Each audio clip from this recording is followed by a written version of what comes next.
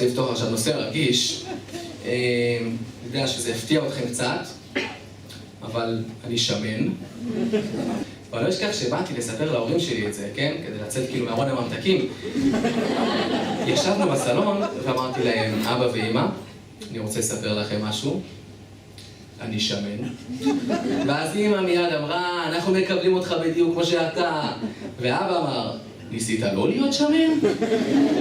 ודוד יעקב אמר, אם אתה רוצה לאכול פחמימות, תאכל את זה בבית שלך.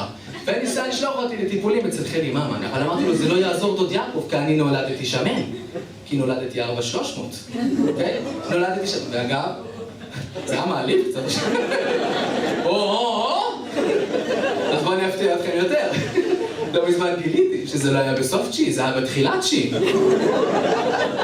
רק תבינו לאן יכולתי להגיע. מה שאומר שאני שמן 34 שנה ברצף.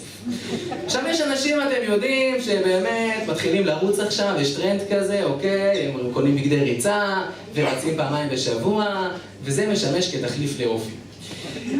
וכולם מפנים עליהם, אומרים להם, בוא'נה, איך אתם מתמידים? עכשיו, אני חושב שאני מתמיד הרבה יותר, הרי אני שמן ברצף 34 שנה, יום אחד לא פספסתי.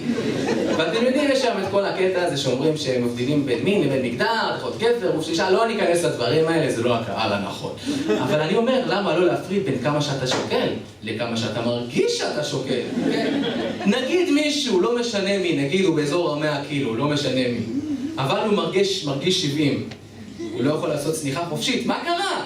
למה אנחנו לא פתוחים לאפשרויות האלה? גם היום יודעים שזה לא כאילו שמן ורזה, זה יותר ספקטרום כזה, אוקיי? בין שמן לבין רזה. ואתה יכול להיות גם שמן וגם רזה, ואתה יכול להיות לא שמן ולא רזה, ואתה יכול להיות שמן בגוף של רזה. אני בסוף הבנתי שאני שמן בגוף של שמן וזהו.